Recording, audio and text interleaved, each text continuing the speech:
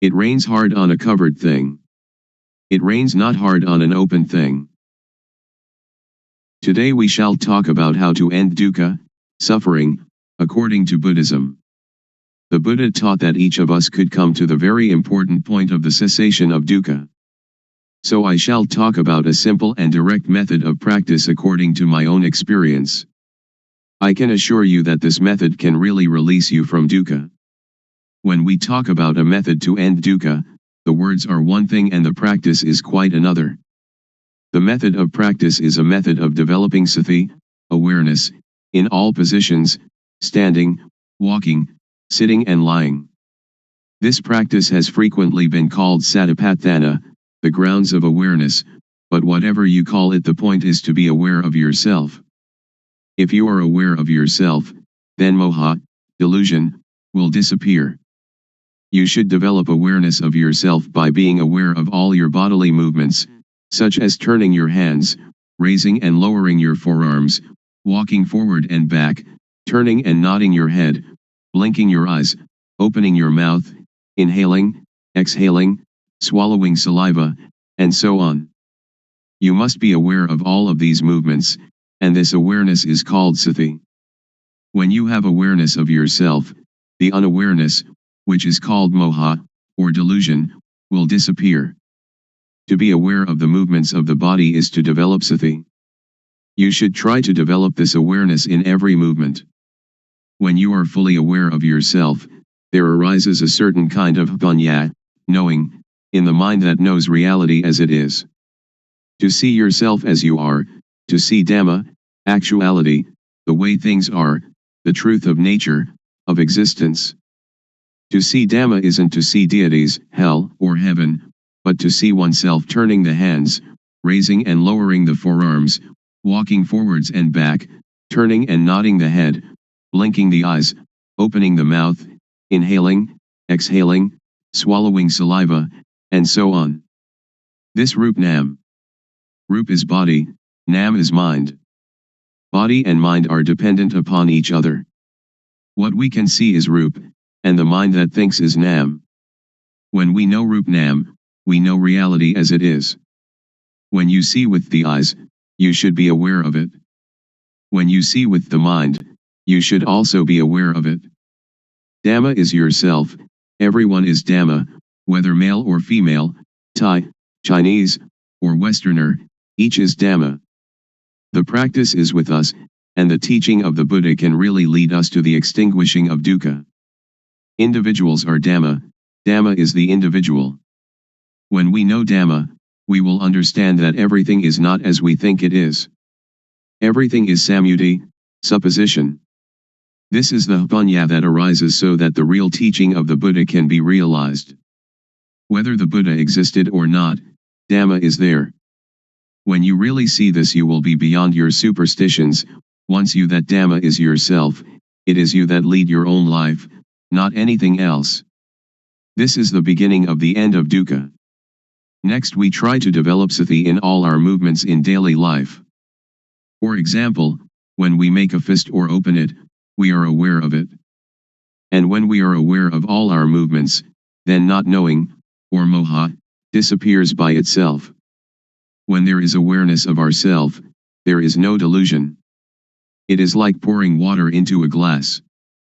As we pour the water in, it displaces the air, and when we have filled the glass with water, all the air has gone. If we then pour the water out, air instantly goes back into the glass. Just so when there is moha, sati and panya cannot enter. But when we practice the developing of sati, doing awareness of ourselves, this awareness displaces moha. When there is sati, moha cannot arise. Actually there is no dosa, moha, lopa, anger, delusion, greed. Why not? As you are listening to me talking, how is your mind? Your listening mind is natural, and free from dosa, moha, lopa. Now we come to no sasana, religion, Buddha sasana, Buddhism, papa, sin, and punya, merit. Papa is stupidity, punya is cleverness or knowingness. When you know, you can relinquish. Sasana is the individual, and Buddha sasana is the sati punya, awareness knowing, that enters and knows the mind. The word Buddha means one that knows. In developing sati in all our movements we develop total awareness in the whole body. When thought arises we see it, know it, and understand it. But in the case of common people, they are part of that thought, so they cannot see the thought.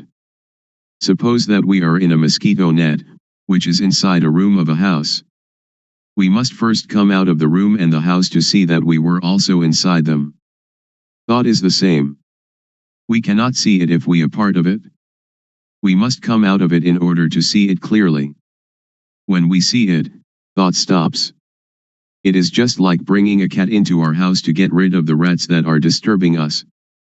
Cats and rats are enemies by nature.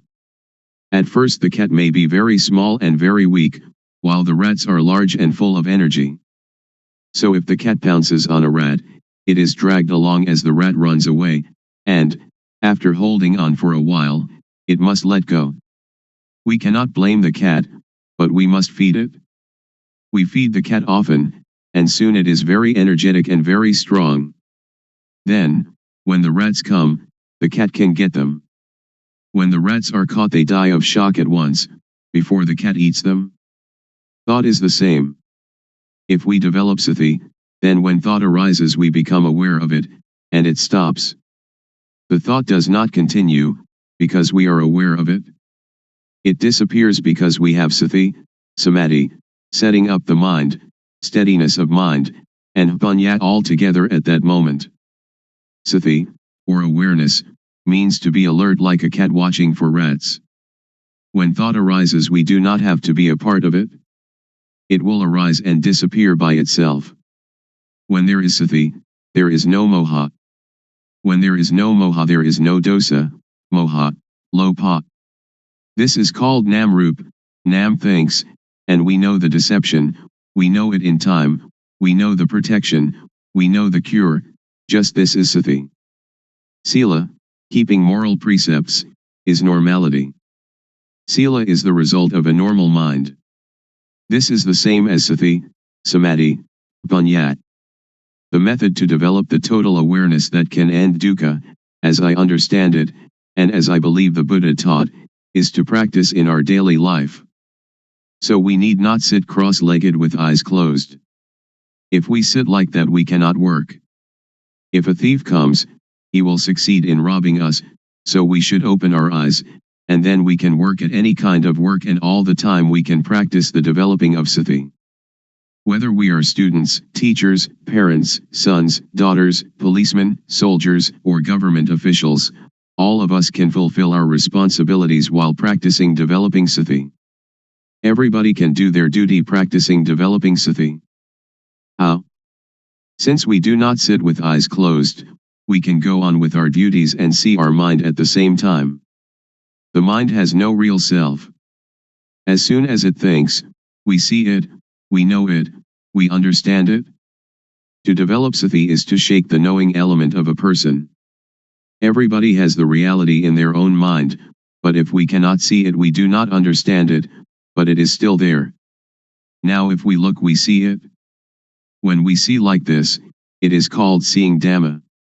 Seeing this kind of Dhamma can get rid of dosa, moha, lopa.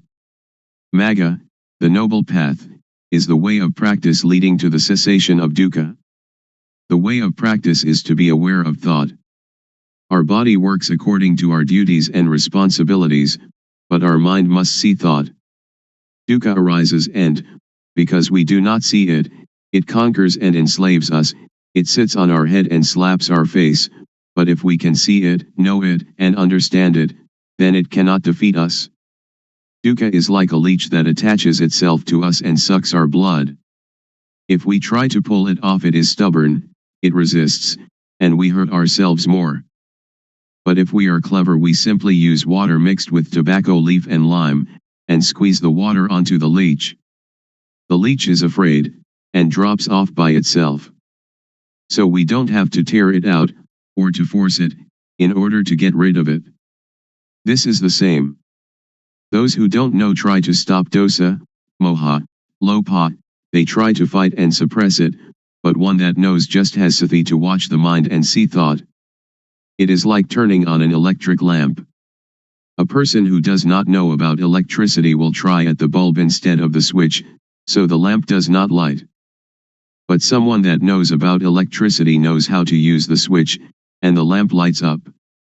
Dosa, moha, lopa is like an electric lamp, the thought is like the switch. The thought is the cause of this derangement. If we want to eliminate the derangement, we come to the thought. When we have sati watching thought, dosa, moha, lopa cannot arise. Actually, there is no moha, no lopa and no dosa. We touch the switch here in order to have light there. We develop sati here in order to end all dukkha. Dukkha arises from moha. When we have sati, there is no moha and so no dukkha. When we move our hands we feel, and the awareness of this feeling is sati, and when we have sati we are separate from thought and can see thought. You should not pay so much attention to the movement, but use sati to watch conceptual thought. Just passively see the thought, do not stare at it. When thought arises, let it pass away. Actually, there is no moha. Moha arises when we are not aware. It is like when we build a new house, there are no rats, but when we fill the house with things the rats come. Sometimes, when people criticize or blame us, we feel disappointment. In this practice, awareness of the disappointment will arise at the same time, like the cat catching a rat. When we can maintain our mind in this way, dosa, moha, lopa cannot arise. When thought, suffering, or confusion arise, do not try to stop it, but observe it, and we will understand its nature. As soon as thought arises, sweep it away immediately and come to be with the awareness. Thoughts, suffering, confused mind, they will go by themselves. Any time that thought arises we know it, even while sleeping. When we move our body while sleeping we also know it. This is because our awareness is complete. When we see thought all the time, no matter what it thinks, we conquer it every time. Those that can see thought are near the current to nibbana, extinction of dukkha. Then we will come to a point where something inside will arise suddenly. If the thought is quick, panya will also be quick. If the thought or emotion is very deep, panya will also be deep. And if these two things are equally deep and collide, then there is the sudden breaking out of a state that is latent in everybody. With this occurrence the eyes, ears, nose, tongue, body, and mind are detached from sights, sounds, smells, tastes, touches, and mental objects. It is like uncoupling the drive mechanism of car. When the parts become independent of each other, the car, although it still exists, can no longer be driven. When this state occurs we do not die. We can still work according to our duties. We can eat, drink and sleep. But now, by the law of nature everything is void, and this is the unchangeable law. Suppose there is a rope drawn tightly between two posts, and we cut it in the middle, so that the rope falls apart. If we want to tie it together again, we cannot. If we untie it from a post to tie it in the middle, then we cannot tie it to the post again. This is like the six senses of one that realizes their original nature. When their eyes make contact with an object there is no attachment, just as a screw that is stripped, without threads, cannot become attached. All of the Buddha's teaching aims to put an end to dukkha. If we do not understand this we will be in doubt about his teaching, and speculation about rebirth, heaven, hell, and so on, speculation that should be ignored, will plague our mind. The teaching of Buddha is timeless, and is not limited by language, race, nationality, or religion. According to the Satipatthana Sutta, if you practice Satipatthana continuously, like a chain, that is, to develop sati at all moments, then arahata, extinction of dukkha, or the attainment of the anagami, non-returner, can be expected within 7 years. Or in as short a time as 7 months or even 7 days. If you develop sati according to the method I have explained, and have sati continuously like a chain, then in at most 3 years dukkha will be diminished by 60%, and in some cases completely eliminated. Some may achieve this in as little as 1 year or even 90 days. There is no gladness or sorrow, contentment or discontent. This way to the cessation of dukkha is an easy way. It is difficult because we do not really know. Therefore we have doubt and lack of confidence. When we are confident in every step of practice, it is not so difficult. You can practice it anywhere, but you should really know the practice. If you can assure yourself, then you have a refuge in yourself. Religion means this refuge. If you study books for many years, it will still be theory. But if you really practice, it will not take you so long, and you will know it much better than the theorists. In the Pali texts there are 2 important mental capacities. The first is sati, calling to mind, and the second sampashanya, awareness of oneself. When you are aware of the movements of your hand, you have both sati and sampashanya. The fruit from doing this is very great, it is incalculable. You cannot buy non-suffering, but must practice by yourself, until it arises by itself, because it is already there. Making merit and keeping precepts are like unhusked rice, which is inedible, but useful because we can use it to grow next year's crop. Making ourself calm is like husked but uncooked rice, and is still inedible. There are 2 kinds of calmness. The first is samatha, concentration, one-pointedness, calmness. The second vipassana, seeing the true nature of personal existence, calmness. In doing samatha meditation you must sit still, close your eyes, and watch your inhalations and exhalations. When the breathing becomes very subtle, sometimes you are not conscious of the breath, and you feel very calm, but the dosa, moha, lopa cannot be eliminated, because there is still not knowing, and you are not aware of thought. But vipassana meditation can get rid of dosa, moha, lopa, and this kind of calmness can be experienced anywhere and at any time. So we do not have to sit with eyes and ears closed. Our eyes can see, our ears can listen, but when thought arises we see it. This kind of calmness is latent in everybody. Our mind is originally clean, illuminated and calm. That which is not clean, illuminated and calm is not our mind. It is kilesa, defilement. We try to conquer this kilesa, but in actuality there is no kilesa at all. So how can we conquer it? The only thing that we can do is just to see original mind clearly, to encounter the thought clearly. When we see the mind clearly, there is no moha. The word clean indicates the mind's natural state, not stained or covered by anything.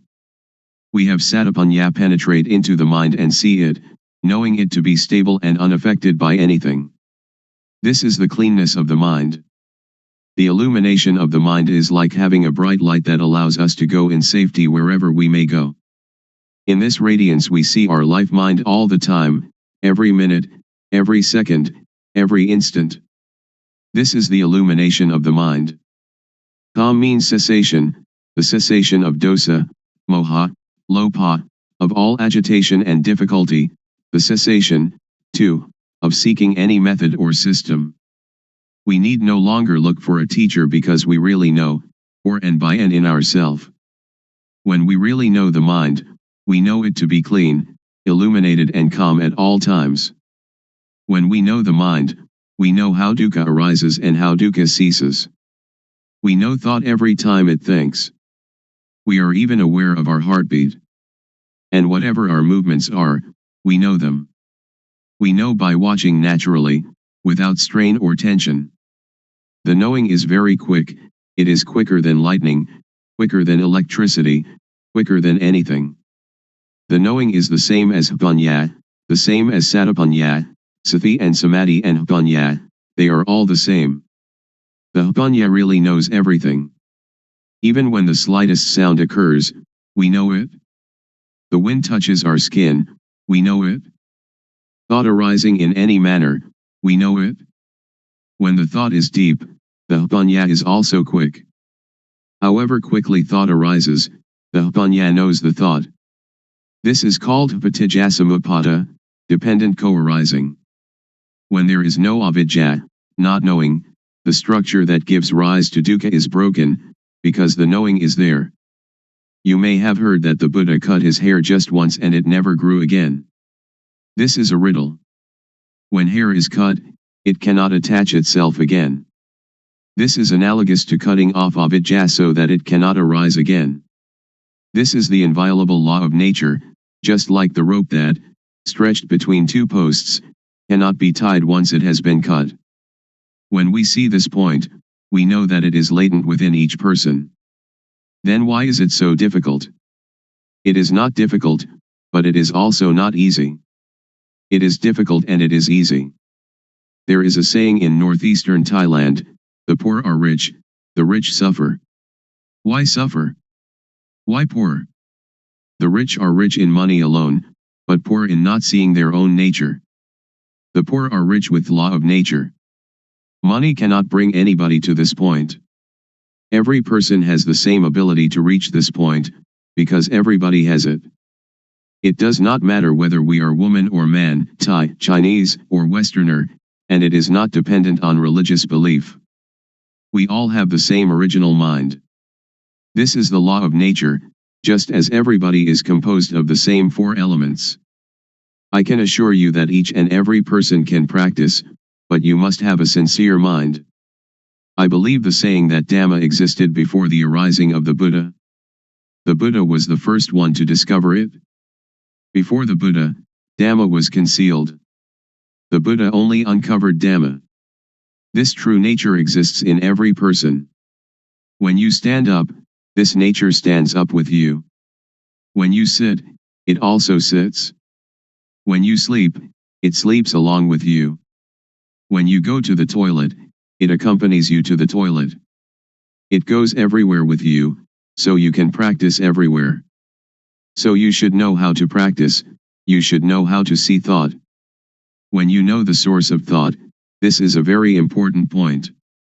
From this point the way will reveal itself.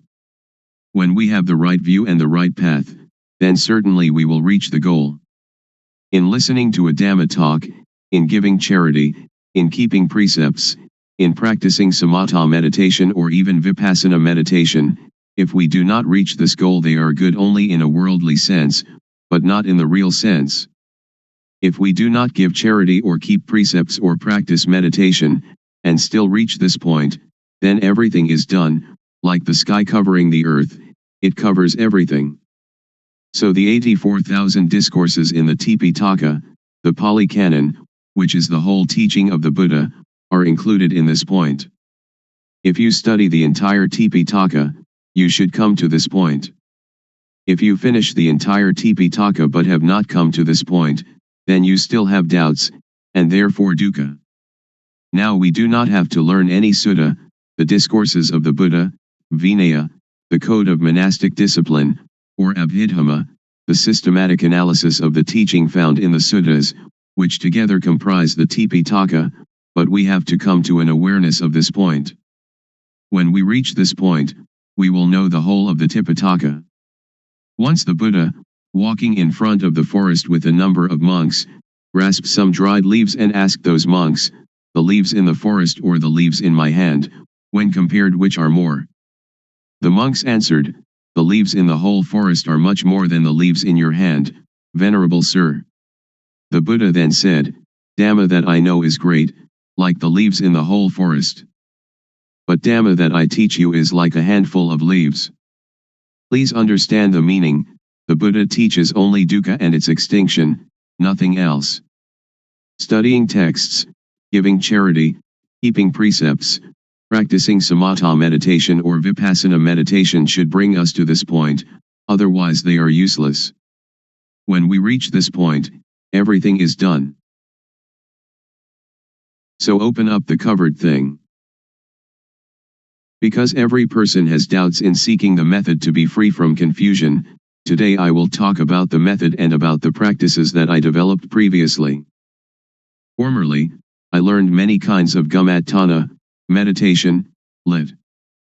Working ground, such as inhale bud, exhale, do, and sitting cross-legged with eyes closed, all sorts of methods like that. I learned internal recitation of sama arahang. And I practiced the method of the rising and falling of the abdomen. This is also a method of inhalation and exhalation.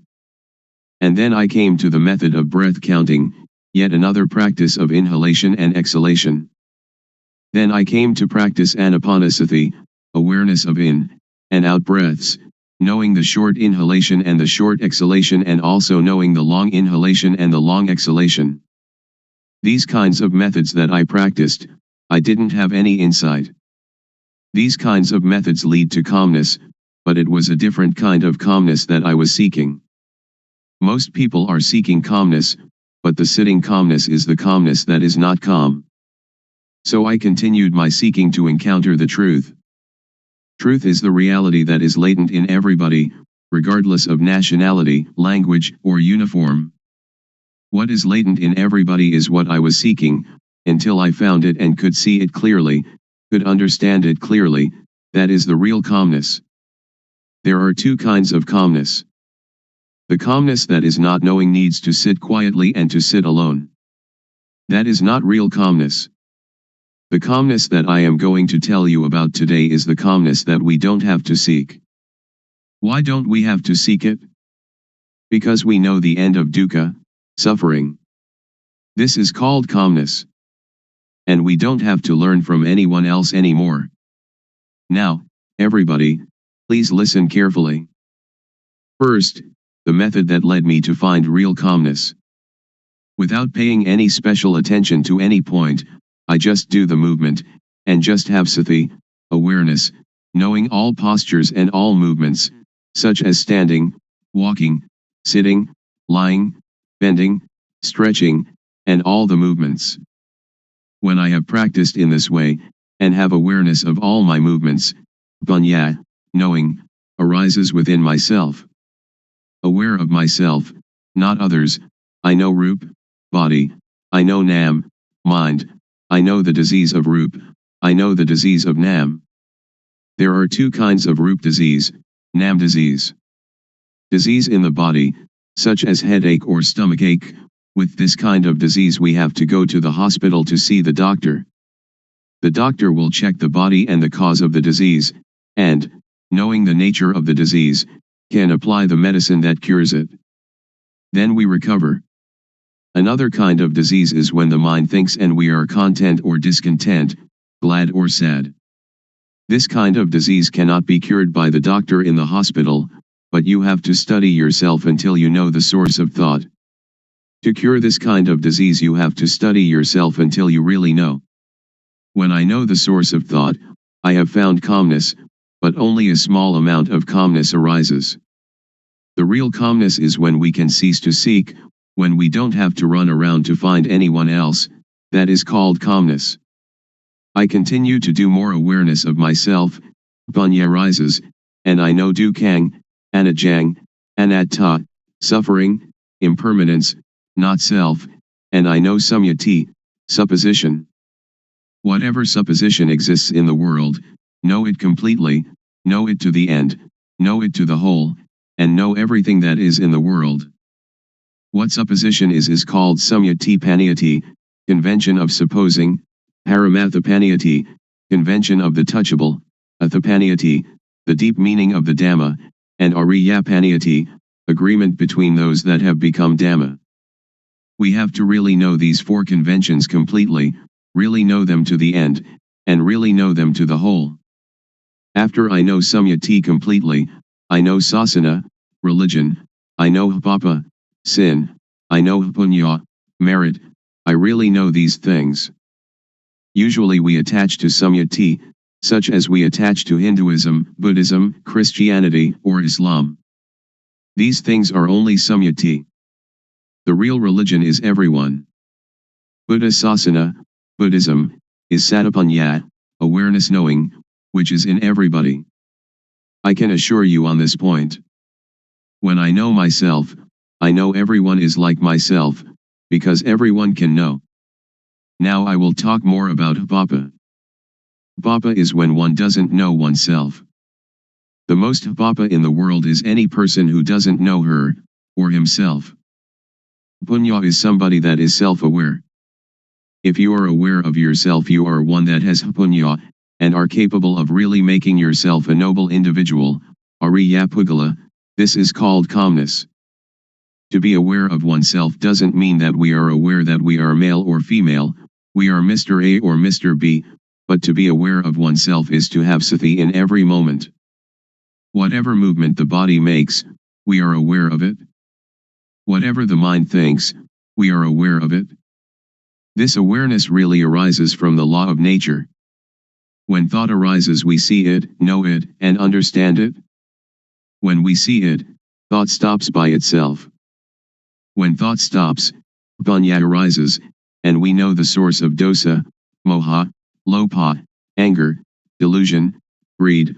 We know that dosa, moha, lopa is not in ourself. Whenever we cannot see our own life, cannot see our own mind, in that moment we are unaware of ourself, we forget ourself. When we are unaware of ourself, dosa, moha, lopa arises. When it arises, we suffer. Everybody hates dukkha, but we don't know dukkha, so we seek calmness. Therefore we cannot have calmness just by sitting. That is not the way to calmness. The calmness that I mean is the calmness of freedom from dosa, freedom from moha, freedom from lopa, and this kind of calmness is in everybody without exception. Knowing this, I can guarantee that every person can attain this calmness. Whatever nationality, language, or religion, whether you are a Hindu, a Buddhist, a Christian, a Muslim, or whatever religion, you can learn yourself, because everyone has body-mind. All of you sitting here now and listening to my talk, the mind of everyone is like this. Our life mind is already clean, illuminated and calm, but when we say that the mind is clean, illuminated and calm, we just imitate the words of others, we don't really see it. When we really see it, we will be able to guarantee that it is already there in everybody and that anybody, if they really practice, they must know it, they must see it, and they must have it. When we know it and see it, we can guarantee that this teaching can apply to everybody in any social class and of any age. A millionaire can practice, somebody who doesn't even have one coin can practice. An educated person with many degrees can practice, the illiterate can also practice. I can really guarantee this point, but we have to know the correct method, and see into our mind. Now, all of you listening to my talk, just look into your own mind, and you will know the characteristic of the mind. Here is a parallel. The seed of any kind of fruit, if we plant it in well-watered soil, under good conditions, it will have issue. An ordinary rice or sticky rice or whatever kind of grain we plant, it too will have issue and grow up. This is like every person. If you listen, and understand it, and bring it into practice, you will know. When we don't know and we don't understand, it is like the thin grain, or the husk without any grain inside. When we plant it in the paddy field, it has no shoot, it doesn't grow up. This is the same as when people who come to teach don't really know themselves, they teach others, so other people do not know. I will raise another parallel. Suppose that during daytime the sunlight is dull, but actually the sun is always bright. Our mind is like the sun, it is clean, illuminated and calm, like the sun all the time. But whenever we lose our way from the source of our life mind, we will not see where Buddha is, we will not know where Buddhism is, and we will not see where calmness is. When we don't know, we seek teachers, but that is for somebody who doesn't know. If you want to have calmness, or Buddha, you don't have to do many things. Just come to see the source of your own life. When thought arises, don't enter into the thought, but cut away the thought and come out of the thought immediately. Do it like the cat and rat. When the rat emerges, the cat pounces upon it immediately. The thought is the same. When it thinks, sati or panya will know immediately, thought is stopped. Do it often in this manner. Or it is like boxers. When we face the fighter we have to fight, we punch to the eyes. The fighter will not be able to fight us. Dosa, moha, lopa is the same. When we come to this point, Buddha will arise within ourself. Buddha is the mind that is clean, the mind that is illuminated, and the mind that is calm. Each of us, we are not angry for 24 hours, we are not greedy for 24 hours, but only moha, we do not know it. When we come to know this point, we will know more and more. Panya will arise and arise. It is like pouring water into a bottle. The water in the bottle will come up to the brim. When it is full to the brim, we cannot put anything in it. Sati, samadhi, panya, awareness, setting up the mind, knowing, is the same thing. This can be called calmness in Buddhism, or it can be calmness in Christianity, or we can call it whatever we like. Truth is in everybody. When one knows it, one can live in the world without any dukkha, one can do any work without dukkha. Whether one is a teacher or merchant or parent or worker, only when one knows the method of practice, when one comes to the end it will decrease by itself. It is like a leech attached to our skin. We don't have to force, to tear it out, but just bring some lime and tobacco leaf mixed with water, squeeze it onto the leech, and the leech will detach by itself. When we come to know this point we will have no doubt, and we don't need to seek any more teachers. We will know that the end of dukkha is here. Today I have talked about truth, appropriate to the time. I will finish talking now. Anyone that has any questions, feel free to ask. Audience. Why are people neurotic? Luangpor. Because we think a lot and we never see thought. We only see outside ourselves, that this person is rich, that person poor, this person beautiful, that person not beautiful, somebody who has a car only sees their car, somebody who has jewels only sees jewels, somebody with a watch only sees their watch. They never see their own life, their own mind. This is moha, delusion. To see our own mind clearly, without trying to do anything with or about it, simply seeing it and letting it go, this is the way to freedom from dukkha, freedom from all neurosis. So we should develop sati. Develop means to make much of it. As sati grows, its ability to penetrate into and reveal the mind also grows. If we only practice keeping the precepts or doing calmness meditation, it is still not safe. It is like lighting a candle in a dark cave. The darkness shrinks a little but is still there with us, we are still in the dark, and when the candle goes out the darkness immediately covers everything again. So we should emerge from the cave by having sati all the time, in every movement. This is an easy method. Anyone can do it, and it can be practiced everywhere. Audience. When we see thought and the source of thought, will suffering and all kinds of tension end or not? Luangpor. Not end yet, because we only know it but we still do not do anything with it. We only know and see thought, we only know the source of thought, but sometimes we lose the way of it. For example, each day we may know it 10 times, but the not knowing is more. So it is not the end. But it is the beginning of destroying moha in the source of thought. Audience. I would like to ask, during Luangpor's practice, before coming to the end, was there any point where you had doubt arising, and was there any sign that released you from the doubt whether there was any more moha or not? Luangpor. It has a sign, but not a physical sign. The sign is that you see yourself and you have no moha. It is as if an overturned bowl had been set aright. Or it is like uncovering something that has been covered over and hidden. Only anyone that comes to this point will know it, and will immediately have no doubt. We don't have to talk about dosa, moha, lopa, because it is quite common, it is a shallow matter. When we talk about seeing thought, most people know thought but they do not see thought.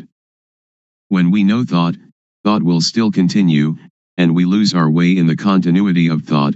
We have moha in thought, then dosa, moha, lopa comes at this point. So this is why a person who knows thought still has dosa, moha, lopa. Audience. In seeing the thought, does the mind talk inside? Luangpor. No, not the mind talking inside. When we see it, it is detached. It is like the leech. When we know thought, it is like trying to pull the leech out of the skin. But when we really see it, we don't have to force the leech, but only put tobacco leaf and lime mixed with water onto the leech, and the leech will detach by itself. So if we really know, we don't have to listen to anybody. It is like we are sitting here now, we don't have any dosa or lopa, and we only have moha, because we do not see our life. When we see and know our own life all the time, dosa, moha, lopa cannot arise. So our mind is clean, our life is not dirty, there is no external sign, people cannot see, but we know and see ourselves. Audience. Luangpor says that when we see thought, thought will stop immediately. I am not sure about this. If it is true, I would like to ask, when we see thought and thought stops, do we know what the next thought is? Luangpor. Don't pay attention to the next thought. Only see the thought, it will stop by itself. Don't pay attention to where the thought comes from. When we see it, dosa, moha, lopa cannot arise. Audience. Luangpor teaches to see thought. Who is the one seeing the thought? Luangpor. Don't seek the subject, and we will see that one is the refuge of oneself. And that is the real refuge. We can either say the person knows, or we can say that Satapanya knows, whatever we may say, because there is no self that we can catch and take a look at. Because to see and to know are two different things. To know is entering into thought, and thought continues. Audience. I have listened to Luangpor, and have the feeling that thoughts, and emotions like gladness and sadness, are something external. They are like rice and curry, which we can make use of, we can eat them, and we can see them. But when these things arise in us, we cannot see them, either thoughts or emotions. This is not a question, but I would like Luangpor to make it clear. Luangpor. To see thought is one thing, to know thought is another thing. When we see thought, we can detach from thought. When we know thought, we still attach to thought. So knowing thought is the knowledge that belongs to avidya, not knowing, the knowledge of a person who has no panya. But with the knowledge of one that has panya, to know and to see can be separated. It is vidya, knowing, or panya. Panya and vidya will separate thought apart, and that is the end of dukkha. So one that has panya knows like this. But I can assure you that all of you here can do it. Please try it yourself. Just to listen you cannot know it. It is only memorizing. If we practice it, we will come to see clearly, to know really. This is our own knowledge, so it is called buddho, which means to see, or to detach. Audience. When we know truth, and we know it clearly, is there any guarantee that, after knowing the knowledge will not disappear again? When we know, do we know for good, or can it disappear? Luangpor. It is something inside us. It does not disappear. Suppose we know our eyes. We have our eyes all the time. This is the symbol that everyone has it and can teach it to others. I can assure you that all of you here, practicing this method, will not take longer than 3 years to know. Audience. Luangpor, would you please give a blessing to all those here? Luangpor. When a monk gives people the moral precepts and a blessing, that is one kind of goodness, but the real morality and real blessing is alertness and awareness of yourself. Please, each of you, practice the awareness wherever you are, at home or the office, in all movements, and that will become the real morality, the real blessing. The real morality, the real blessing will occur when you know, you see, and you understand by yourself, and when you respect yourself. Then it will not rain hard on that. Today is an important day, that we gather to listen to my talk on truth. What I am going to talk about is what I experienced. I have practiced it, and the result it has given me is that I have no doubts. All of you here want no dukkha, suffering, like myself I suppose. In reality, in actuality, there is no dukkha, we suffer only because we don't know it. All of you listening to my talk right now have no dosa, anger, no lopha, greed, and no moha, delusion. The origin of the mind of human beings in every nation and of every language is as such. Please set up the mind to listen, and bring it into practice.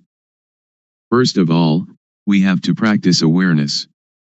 Most people do not understand, so they try to find calmness, but without success. I did that also. I sought calmness, but I didn't know where calmness was. Now I would like to talk about another kind of calmness. The calmness of freedom from not knowing, because we know and because we are alert. The calmness of freedom from uncalm, of freedom from doubt, because when we practice the correct method of awareness we will know the supposition of everything there is in the world, because the awareness of ourself will bring panya, knowing. There are 4 kinds of panya, knowing by memorizing, knowing by recognizing, clearly knowing, and really knowing. And all these panya are in every person. Sajja means truth. There are 4 levels of knowing Dhamma: to know Samyati Sajja, conventional truth; Paramatha Sajja, directly contacted truth; Atha Sajja, the deep truth; and Ariya Sajja, the fundamentally transforming truth. And this can make anybody become a noble individual, regardless of social class or language.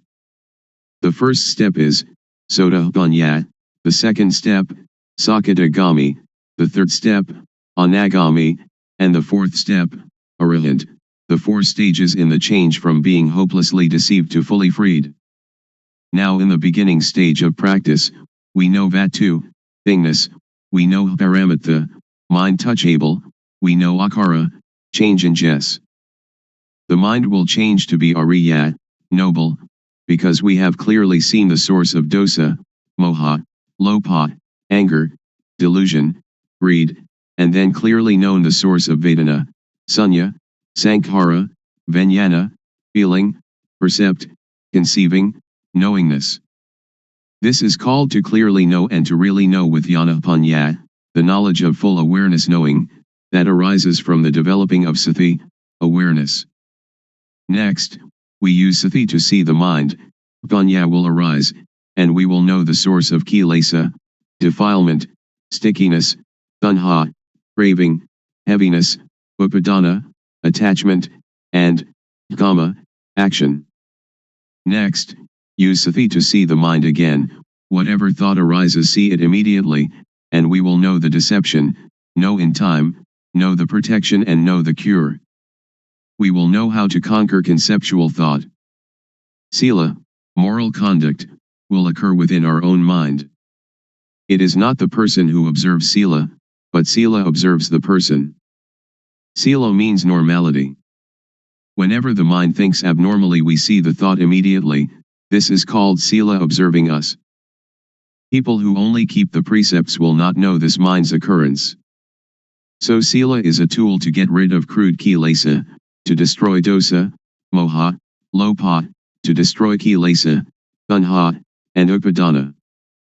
Then sila appears. Samadhi, steadiness of the mind, setting up the mind, is the tool to get rid of the median kilesa. Median kilesa is the attachment to calmness. I have done breathing meditation, which brings calmness, but it is the kind of calmness dependent upon moha. I did that because I didn't know the real calmness at that time. Now I know calmness. Real calmness is clearly seeing, really knowing, and really understanding. This kind of calmness, everyone can do it when they know the source of moha. Whether you are a teacher, student, merchant, or homemaker, you can do it. Everybody needs calmness, and this kind of calmness, whatever kind of work you do, you still have it, because you know the source of moha. We don't have to sit with eyes closed to get calmness, but we can have calmness in this very society. Whenever conceiving thought arises, samadhi will see it immediately. Samadhi doesn't mean to sit with eyes closed. Samadhi means setting up the mind to see our own mind, to see our own work. Now panya gets rid of the subtle kilesa. We know the subtle kilesa when we know the source of thought whenever it arises. Whatever we do now, we have normality in speech and mind. When all these conditions gather, there will arise a kind of jnana, insight knowledge, and it will break apart from the person. Only the one that practices will know. All of you sitting here now have as yet no jnana, but the non-suffering and non-happiness is already there. When we don't have jnana, we don't know it, so we seek calmness.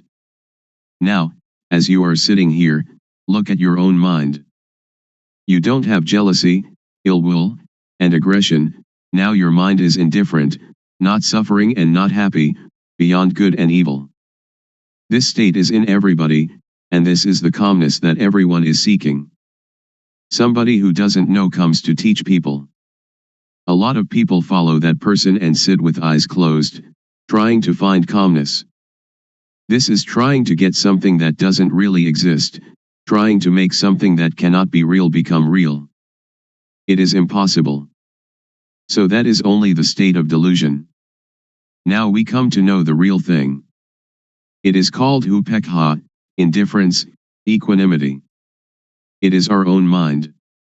It is like something that is covered over. Now, when we come to see our own mind, it will be revealed. So we don't have to do anything with calmness, because it is already there. The only thing we have to do is know the method of practice. The method of practice is to know the movements of the body. We don't have to watch the movements of our breathing, we have to know the movements of the physical body and then see the movement of the mind. Breathing is never glad or sad, it never hates anybody or likes anybody. What is angry is the mind that is thinking. What is pleased is also the mind that is thinking. So we come to see only this point. To see this point is to be aware of thought. In order to see thought, don't enter thought. As soon as it thinks, detach from thought, like a cat catching a rat. We don't have to teach the cat to catch rats, but whenever a rat comes the cat will get it. The clear knowing and real knowing is the same thing. Most people understand panya only as memorizing and recognizing. Very few know clearly and know really. Anyone that will clearly know and really know must make an effort always. Wherever they go they always watch thought, going to the toilet, eating food, whatever they do they look at thought. When we watch thought a lot, like a cat watching for rats, then when thought arises sati or panya will clearly see immediately. This is called panya, getting rid of the subtle kilesa. When we come to this point it is like the hidden thing is revealed, and we will know all religion, we will see with self-understanding the teaching of any religion. We will understand Hinduism or Christianity.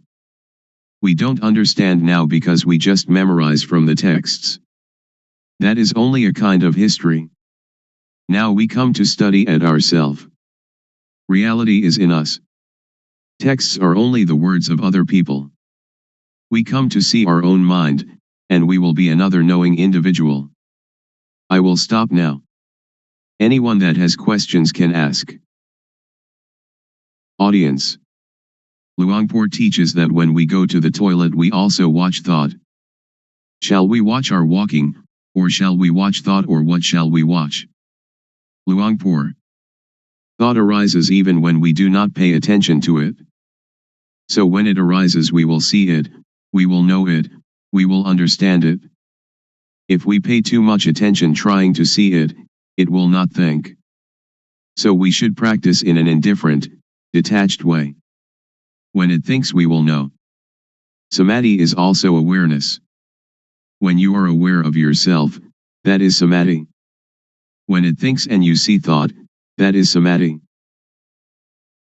Audience. When I sit I can watch the thought, but when I walk to the toilet and intend to see the thought, when thought arises should I stop walking and see the thought, or what should I do? Luangpor. You don't have to stop walking, just be aware of yourself. When we are aware of ourself, that is samadhi. Whatever movement we make we will know it. Unintended thought will arise by itself. If we do not see it we will attach to it, and this is dukkha. So we come to know the cause of dukkha. Normally our mind is indifferent. It can think without dukkha, and we know that it thinks without dukkha, but when we do not see thought we follow thought, we enter the cave, and that is dukkha. To see thought is difficult for somebody who doesn't understand, but it is easy for one that understands. To see thought doesn't concern any kind of work. We can write, and when thought arises we see it. When we walk to the bathroom, or when we are bathing, and it thinks, we just see it. So we don't have to do anything with calmness, because calmness is already there. The real calmness is when we see thought. Audience. So we don't have to stop thinking. Luangpor. Right. Just watch the movement of the mind. Don't force the mind not to think, don't try to prevent or force the mind not to think, don't try to prevent or get rid of thought. Many people want to tranquilize the mind, they don't want the mind to think. That is the understanding of others. But in my view we should let the mind think. The more it thinks the more we know. It is like when we dig a new well, the water is at first full of dirt. So we have to empty out the water, bucketful after bucketful. We don't have to stop up the hole out of which the water is flowing, but we let the water flow, as much water as possible, and we continue emptying out the dirty water. We clean the edge of the well and continue emptying out the water. We do it again and again. We do it until all the dirt is gone and the water flowing out of the hole is clear and pure. If anything were now to fall into the well we should see it and know it immediately. So we don't have to stop the mind from thinking. Sometimes it thinks this, sometimes it thinks that, but we just see it immediately, like cat catching rat, and the more it thinks the more we empty it out. When thought arises we see it, that is the important thing. Audience. When we sleep and when we are awake, do we watch thought in the same way? Luangpor. The same. When we cannot see thought, when thought arises during the day we don't know it. At night when we dream, we also don't know it. Now, when we see thought wherever we go, when thought arises we know it. At night we sleep, and when it thinks we also know it. Audience. I am still puzzled. Should we see thought or should we see ourselves? Luangpor. They are the same. We can call it seeing thought, and we are also aware of ourself at the same time. Audience. I would like Luangpor to explain the difference between knowing thought and seeing thought. Luangpor. When we know thought we enter into thought, and thought still continues, it doesn't stop. But when we see thought, when thought arises it stops immediately. So we should practice often to see thought. There will arise yana banyat. Do it like boxers. Every boxer wants to be world champion. Boxers need to be very quick. Dosa, moha, lopa is quick in one way, sati, samadhi, Panya is quick in another way. When we train Sati Samadhi Panya to be very very quick, it will be world champion, it will conquer the world. This conscious body is the world. Do we want dosa, moha, lopa, or Sati, Samadhi, Panya to rule the world? If dosa, moha, lopa rules the world, it is a world of endless sorrow, endless dukkha. If Sati, Samadhi, Panya rules the world, it is a world of radiance and peace. Audience. When we watch our movements and thought arises, how can we know it? Luangpor. If you want to know, you have to practice yourself.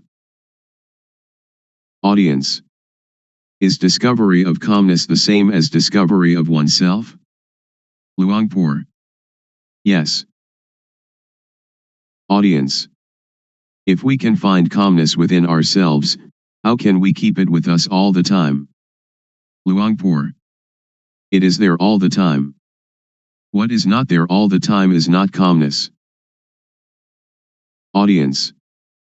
People have kamma and kamma disturbs us. So how can we be calm? Luangpor. No, not in that way. We just think ourselves. Kamma just means action, not those kinds of kamma that you did in the previous life. Audience. If we don't think about kamma, then there is no kamma, is there? Luangpor. Right, we don't have to think of it. Audience. People are seeking the same thing, but why are there so many thoughts? Luangpor. Because there are many different teachings, many books, much talking, so all are mixed up, and this causes suffering. This way of calmness doesn't concern studying books. It doesn't concern anything. When we read many books, or listen to many teachers, we only have knowledge for talking, so we don't have the experience of the real calmness. Audience. How can it be there all the time? Luangpor. If we add colored dye to water, people say that the water is red, or the water is black, or whatever color it is. But in reality water is colorless, and if what is not water is removed then we see it. Upekkha is the mind's natural state. It is present in everybody without exception. When somebody becomes very angry, upekkha anchors that person just like a ship's anchor and therefore they don't die of shock. When somebody becomes very very greedy and would like to take a great deal away from others, upekkha is like a ball and chain, holding back and moderating the greed, so that it doesn't totally unbalance that person. So upekkha is already there, we don't have to seek it. It is like the sun when it is hidden by clouds. Dosa, moha, lopa, when it arises, obscures upekkha. But when we clearly see our mind, upekkha is uncovered. Audience. Luangpor said that gladness and sadness are the same thing. How can they be the same? Luangpor. They are dukkha. Gladness is one kind of dukkha, sadness is another kind of dukkha. Unknowing people live with dukkha, eat with dukkha, walk and stand and sit with dukkha, sleep with dukkha, wherever they go they bring dukkha along. When they see a movie they laugh, laughter is a form of dukkha. When they meet with sadness they cry, crying is a form of dukkha. Gladness and sadness, both of them are forms of dukkha. Just so, I imagine that there are two kinds of darkness, white darkness and black darkness. When we earn a lot of money we are glad.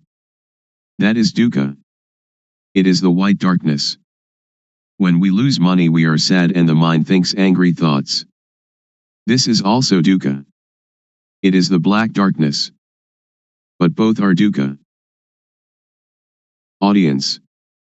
In reality there is no gladness or sadness, they just arise from moha, don't they? Luangpor.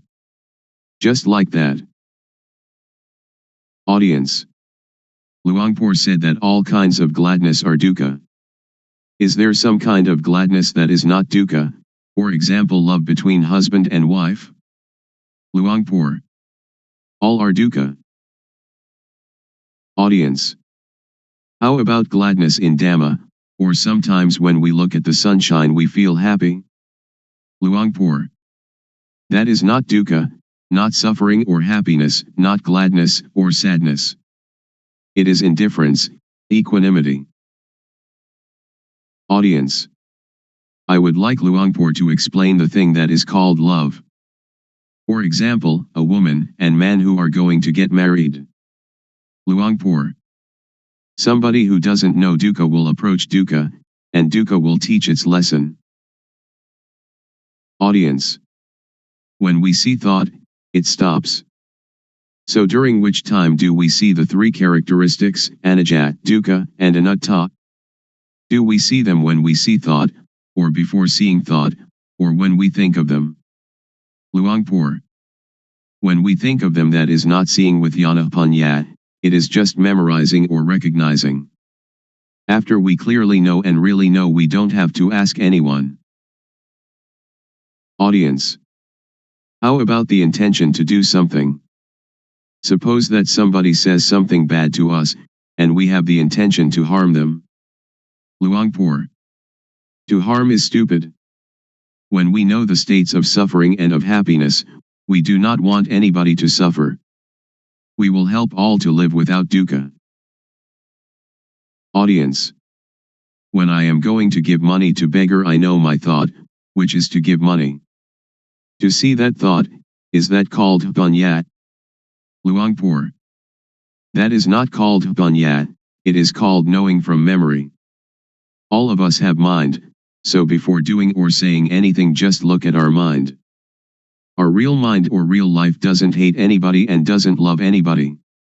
When we hate or we love, that is kilesa arising. So just come to see the mind at the beginning, and dosa, moha, lopa will be destroyed. After that, vedana, sunya, sankhara, vijnana, will still be there, but they are pure and have no dukkha. Continue to see the mind. We will see kilesa. Kilesa is like gladness and sadness. When we like something and we give it to somebody, it isn't that this is not kilesa, because we like the person that we give it to, we give it with kilesa, we don't give with indifference. Ra, venerable, noble, is indifference. Ra means one that teaches others to be indifferent. Audience. When we give charity, we usually think of metta, loving kindness, and karuna, compassion. So where is karuna and where is metta? Luangpor. Those are just words for talking. It is not Dhamma. It is social. Audience. If we don't have metta and karuna, how can we have the motive to do good for others? Luangpor. That is the beginning stage, or the foundation for ethics of the world. Audience. In the case of Luangpor, who is trying to help us to be free from dukkha, isn't it the metta of Luangpor? Luangpor. Not metta. Anybody that would like to have Dhamma, just accept it. We don't have gladness or sadness. It is like when we see someone that is drowning, we jump into the water and help them without thinking anything. Audience. When that person sees someone drowning and helps immediately, is it the result of social ethics or is it their own nature? Luangpor. It is their own nature. But when we try to help other people, we don't see our mind, but the nature of the mind is already there, the indifference is already there, we never come to see it and we try some other way. That is why we don't have real calmness. Visible here and now. Calling to come and see. The Dhamma of an instant. Today I would like to bring to you the truth, as I have heard it from the elders, who passed this truth on from generation to generation. It may be that you've heard it, it may be that you haven't. When listening, please set up the mind to listen, listen with sati, samadhi, panya, awareness, steadiness of mind, knowing. Consider these words, and find their actuality at last. In everything that happens there must be cause and effect. For example, the cause is that we go to work, the effect is that we earn money, the cause is that we go to study, the effect is that we gain knowledge. So the knowledge is the result of the study. Therefore the cause is to be diligent and the effect will be truly useful. The elders used to teach that the cause is developing sati, awareness, the result is the knowledge that arises. They have said so. Whether or not the Buddha talks in this way, or whether or not your parents and teachers talked in this way, make the experiment, and discover for yourself whether it is true or not. We have to consider and to really know it. The cause is called the developing of sati, the truth is called sajja. Whether or not we know it, it is still there, like something beneath an overturned bowl, we right the bowl, and what was concealed is revealed. Or it is like opening up what was closed. You should try it, and see for yourself whether it is like this or not. You can sit with legs tucked back to one side, sit with legs outstretched, sit on a chair, or sit in half lotus. Rest your hand on your thigh. Now turn the hand up onto its edge, having awareness of doing it.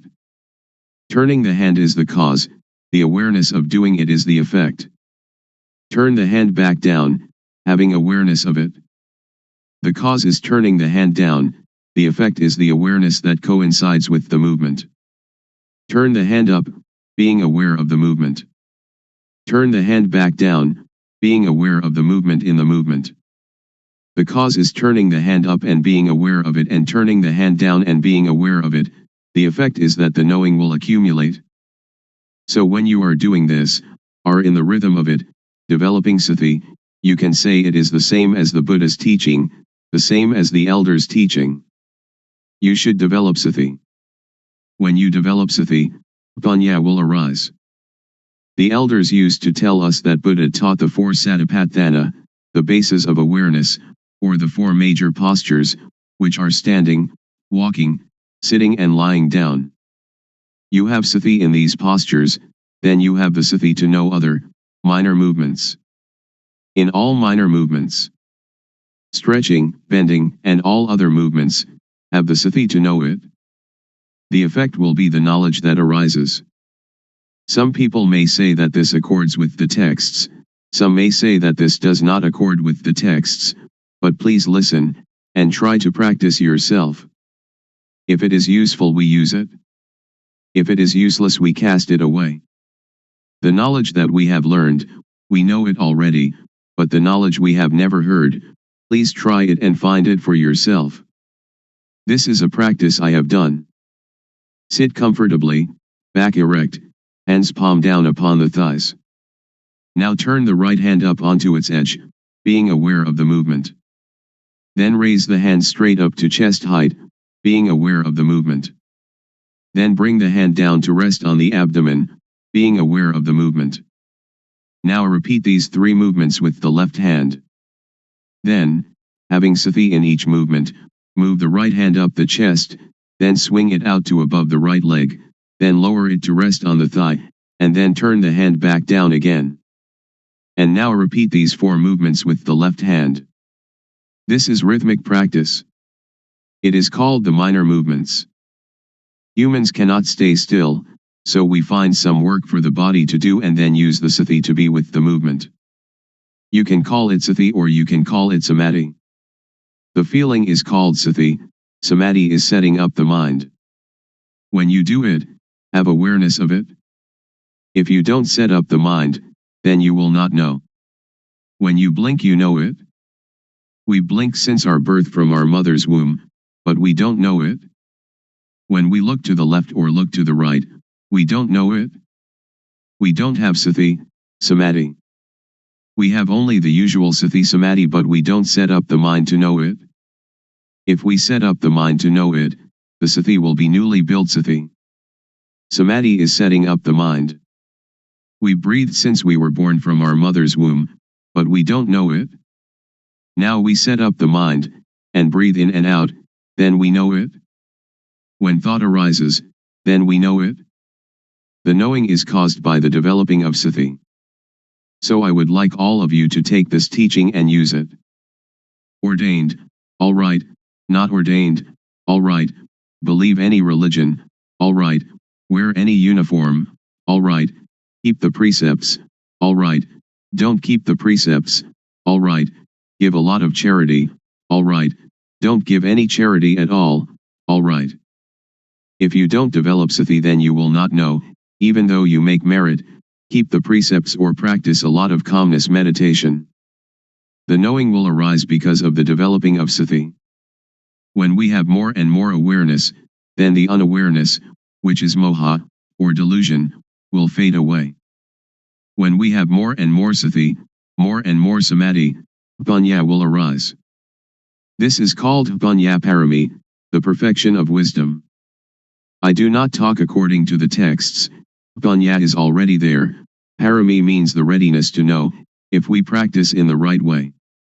If we practice in the wrong way, then we will not know.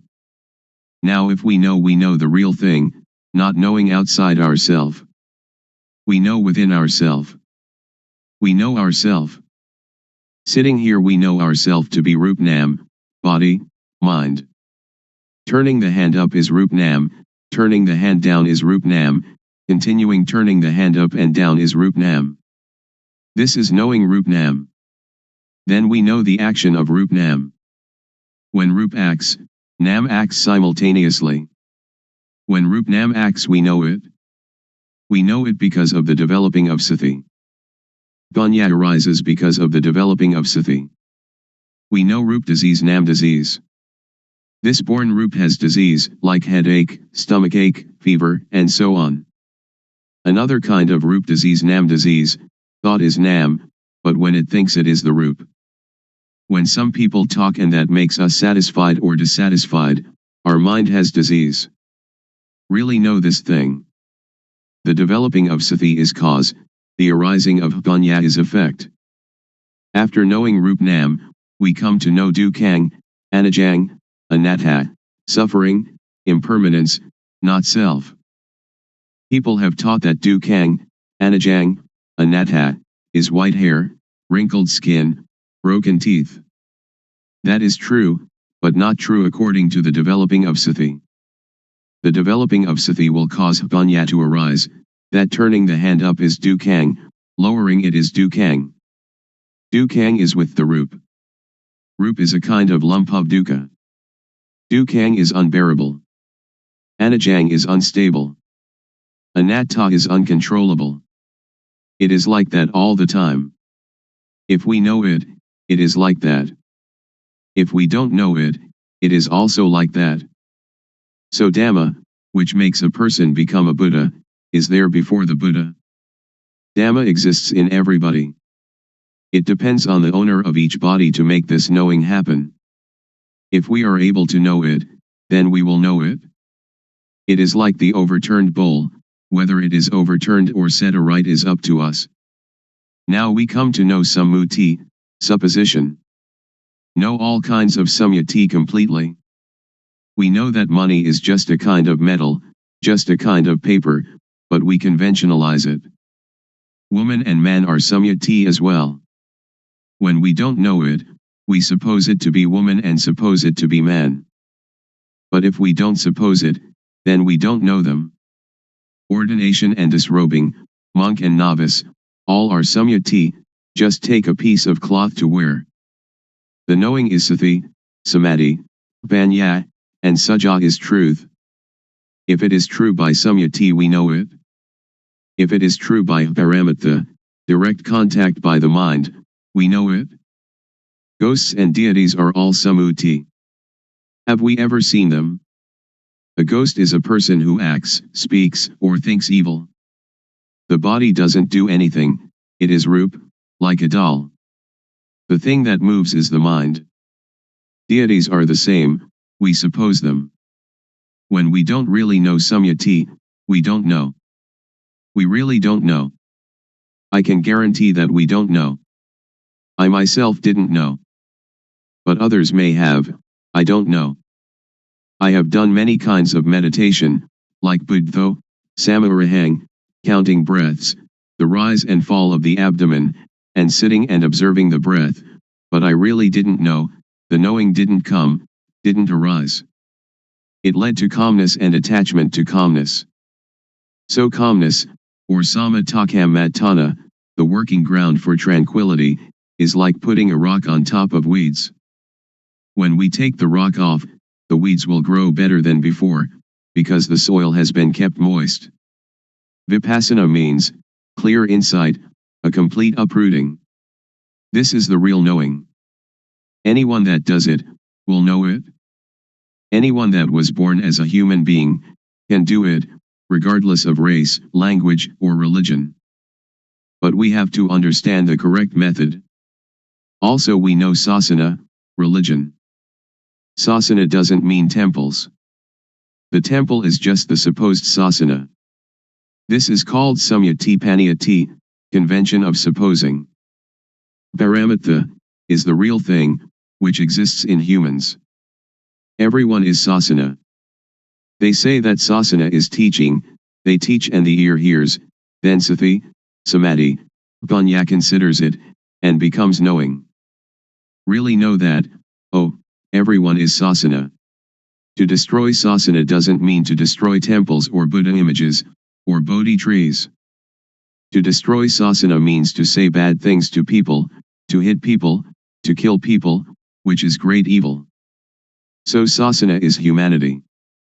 To curse someone is to curse sasana, to injure someone is to injure sasana, that is what evil is. Now Buddha sasana, Buddhism. Buddha means, one that knows. The body is like a doll. Sati, samadhi, panya is the knowing. So Buddha means sati, samadhi, panya, or the mind that is clean, illuminated and calm, which exists in everybody without exception. Now we talk about papa, sin. Papa is not knowing, darkness, stupidity. We fear papa, but why don't we make ourselves realize, so that we will be free of that fear? Panya, merit, is knowing clearly. People, when they come too close to monks, they fear papa. It is as if monks are the papa itself. That is just samyati. Now we don't have to fear papa. If we cannot conquer papa, then we will have no chance and no time to conquer it. Don't fear papa, but try to conquer papa. This doesn't concern making merit, keeping precepts, or vinaya, the code monastic discipline. The developing of sati is dhamma, is vinaya, is sila, normality, and is everything. We know all this because we develop sati. If we do not develop sati, but just study, that is only to memorize, not to see clearly or to see really. The developing of sati is to know clearly, to know really. When one knows, one can assure oneself and others. Anyone that does it will know it, because everyone knows the same thing. The knowledge is the shared object of developing sati. The result of developing sati can end dukkha. We don't attach to samyati, we will not fear ghosts, we will not fear deities. We don't attach to any samyati at all, because anything that does not exist we don't have to fear. Ghosts and deities have no real existence, just samyati. A ghost is somebody who speaks, thinks, or does evil. A deity is one that speaks good, thinks good, or does good. We know how to be human. Ghosts arise in people while they speak, think, or do evil.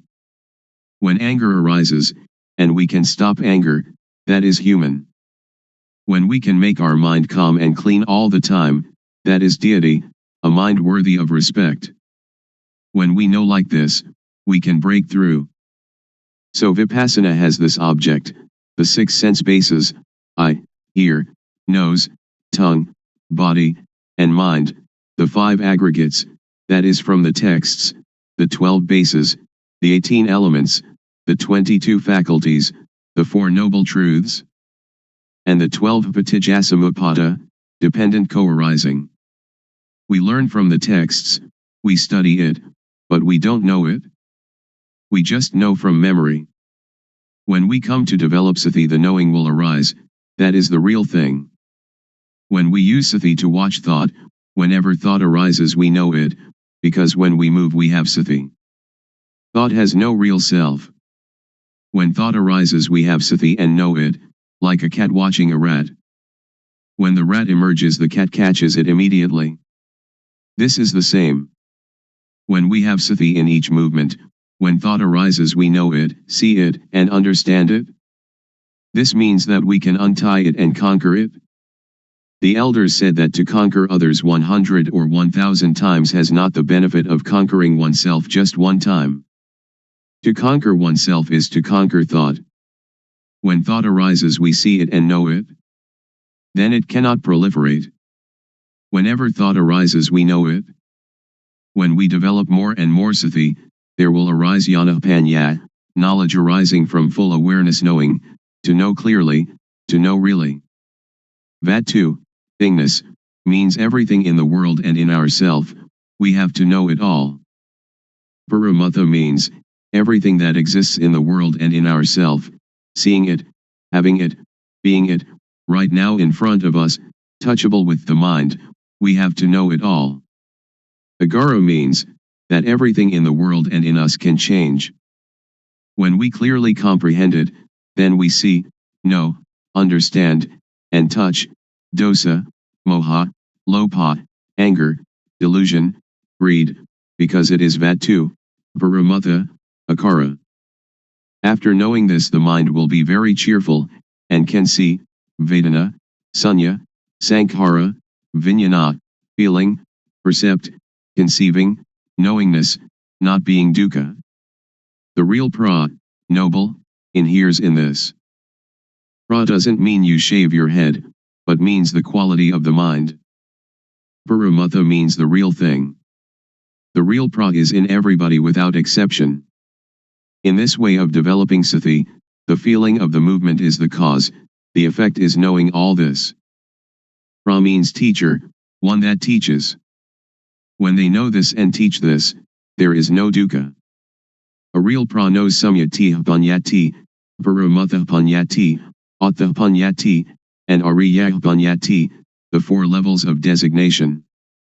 The mind has changed and we will really know this. If we know other things it is not correct. We continue the practice. There will arise piti, rapture. We feel comfortable, the mind is light, it is like in darkness there arises the light, or the dirty becomes clean again. Or like black and white, or the heavy becoming light. The mind changes from one stage to another. When the knowing arises, the not knowing disappears immediately. When the quality of the real pra arises, the quality of not being a pra disappears immediately. When the quality of being deity arises, the quality of being ghost disappears immediately. When the quality of being human arises, the quality of being other disappears immediately. It arises and substitutes for the other. This is called to be born here and die here. Not being born from the womb of the mother and dying physically, that is another thing. That is also the supposing of dukkang, anajang, anatta. Continue the practice. It will be like a pot of water, which has filled to the brim, is now having water removed. When the knowing arises, sati will be reduced, not full like the previous stage. In the practice our awareness is full, but when the knowing arises it will attach to the knowing, it will attach to the object. When the object arises we have confidence, and it enters into our memory in the brain and is never forgotten then on. I have known this since I was 46, but I haven't forgotten even a little. I know Rupnam in the morning and know the changing of the mind in the evening. I really know this, and I have the confidence to guarantee that it is the teaching of the Buddha. The Buddha taught this thing. Making merit, giving charity, keeping precept, that is good in one way, but learning from the texts, we do not really know how to practice developing sati, how to deal with the mind. A person who doesn't know teaches a person who doesn't know. The result is not knowing. One that knows teaches, the result is knowing, because everybody has it, each can become the real pra, a noble individual. Woman, man, child, if they know it they become the real pra, a noble individual. Therefore the pra is a kind of blessing, because she or he teaches people to know. Blessing means noble. The noble knowledge is called giving Dhamma as charity, or giving knowledge as charity. This is the path of the real noble individual. When we develop sati, and know the movements more and more, jnana panya will occur. When jnana, insight knowledge, arises you will really know, you don't have to remember from the texts. You will know kilesa, tanha, upadana, kama, stickiness, heaviness, attachment, action. Seeing clearly, seeing really, kilesa, tanha, upadana, kama, will reduce or fade away. When we know this point, we don't have to believe anybody. The one that sees it owns it. Suppose that the Buddha comes and tells you that this practice is not correct, you will also not believe him, because it is real. When jnana panya arises, you have real confidence. When you know this point, BT will arise again. When I knew this point during my practice, I went to sleep. After getting up, I started walking back and forth. The cause is walking back and forth, the effect is that the knowing arises again. I walk back and forth and have the knowing. At that time, there is a centipede running across my path. The centipede is cause, the effect is that I see the centipede. I light a candle and try to find the centipede. When I cannot find it, I bring the candle back, and then begin to walk back and forth again. Walking back and forth is cause, the effect is knowing sila, sila kunda, samadhi kunda, panya kunda, all that belongs to normality, setting up the mind, knowing. The knowing arises that kunda means, vessel, container, to contain, to fight it. You can fight everything. It is like when the container is good and you go to get water, you can have that water to drink. But if the container is broken, when you go to get the water, you cannot get it. In the texts they call this, ati sila sikha, ati jitta sikha, and ati panya sikha, the training in the higher morality, higher mind, and higher wisdom. We can compare them, the texts and the experience. This is called sila has arisen, therefore sila is the tool to get rid of the crude kilesa. Sila is already there in us. So this kind of sila doesn't concern keeping precepts, but only concerns the development of sati. When we practice this kind of developing sati, its result will happen in this way.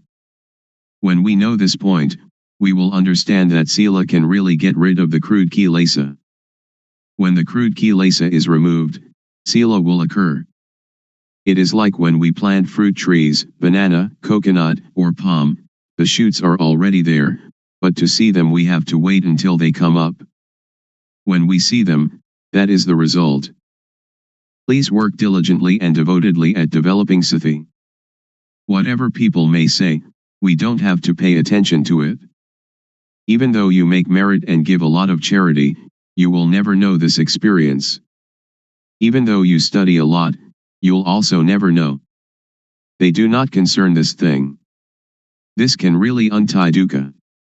When we can cure dukkha, wherever we are comfortable. If we are parents, teachers, children, police, soldiers, monks, novices, or whoever, we will be comfortable, because dosa, moha, lopa disappears, the attachment disappears.